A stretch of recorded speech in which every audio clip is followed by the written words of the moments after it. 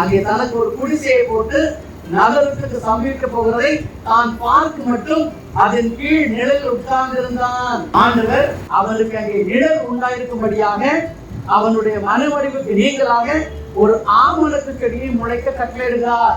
நீங்க ஆண்டவர் மேல எரிச்சல இருந்தாலும் சரி, ஆண்டவர் உங்களுக்கு நல்லது செய்கிறாராவே காணப்படுகிறார். உங்களை நேசிக்கிற ஒரு நல்ல தகப்பனாக அவர் இருக்கிறார். இப்போ மறுநாளிலே கிழக்கு விளக்கு நேரத்தில் ஒரு பூச்சியை கட்டளையிடுகிறார். அந்த பூச்சி என்ன செய்யுது? ஆமணக்கு இலையெல்லாம் சாப்பிட்டு அதை அரிச்சு போட்டு விடுகிறது. இப்ப இவனுக்கு பயங்கரமான கோபம். திரும்பவும் சொல்றான், நான் உயிர் இருக்கிறத விட சாகிறது மேல அப்படின்னு. இப்ப ஆண்டவர் அவனை பார்த்து அங்கே கூடுகிற வார்த்தை பாருங்க, இந்த ஆமணக்கு நிமித்தம் நீ எரிச்சலா இருக்கிறது நல்லதோ. அதுக்கப்புறம் சொல்றாரு, நீ இதுக்காக என்ன செய்யல, ஒரு பிரயாசப்படலையப்பா.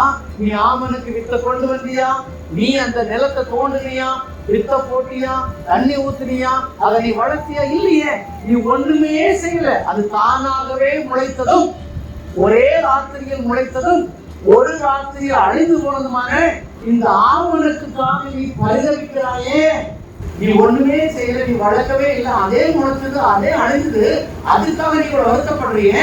நான் என்னுடைய சாயலாக படைத்த இந்த மக்கள், நான் உருவாக்கிய இந்த மக்கள், என்னுடைய சுவாசம் இருக்கிற இந்த மக்கள், வலதுகைக்கும் இடதுகைக்கும் வித்தியாசம் தெரியாத 1,20,000க்கும் அதிகமான பேர்.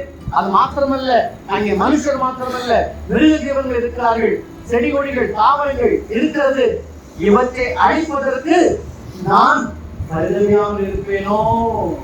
ஆண்டவர் ஒரு ஆமணக்கு செடியின் மூலமா அங்கே அவனுக்கு உணர்த்துகிறார். நீ எதுக்குமே பிரயாசப்படாத ஒரு ஆமணக்கு செடிக்கு வருத்தப்படுறியே, நான் உருவாக்கின என் மக்கள் அழிந்து போவதை நான் அனுமதிப்பேனா என்பதாக இருக்கிற மாணவர்களே. அப்ப எப்போ ஆண்டவர் இந்த திட்டத்திற்கு இடம் கொடுக்கிறான்னு சொன்னா, எப்பொழுது நினிவே மக்கள் அங்கே இவன் கொடுத்த எச்சரிக்கையை உணர்ந்து அங்கே ரெட்டுடுத்தி சாம்பலில் இருந்து ஆண்டவரை நோக்கி தேடுகிறார்களோ அப்பொழுது, எப்பொழுது தங்களது குற்றத்தை உணர்ந்து கொள்கிறார்களோ அப்பொழுது. அப்ப பாருங்க, இன்னைக்கு நாம நம்முடைய குற்றத்தை உணர்ந்து கொள்றோமா? ஆண்டவர் கத்துறாரு, ஆண்டவர் கூப்பிடுறாரு, ஆண்டவர் சொல்றாரு, நாம கேட்கறது இல்லை. யார் மூலமா சொல்றாரு? பிள்ளைகளுக்கு தாய் தகப்பன் மூலமாக சொல்கிறார், சபைக்கு ஊழியக்காரர் மூலமாக சொல்கிறார், ஊழியக்காரருக்கு வேதாகமத்தின் வசனங்களின் மூலமாக சொல்கிறார்.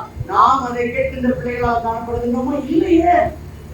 ஆண்டவர் எப்பொழுது உணர்த்துகிறாரோ அப்பொழுதுதான் நம்முடைய பாவங்களை அறிக்கையிட்டு அவரை தேடுகின்ற பொழுது நமக்கு என்ன ஒரு ஆபத்து, நமக்கு என்ன ஒரு தீங்கு இந்த உலகத்தில் இருந்தாலும் அதை மாற்றுவதற்கு அவர் ஆயத்தமாக காத்துக் கொண்டிருக்கிறார்.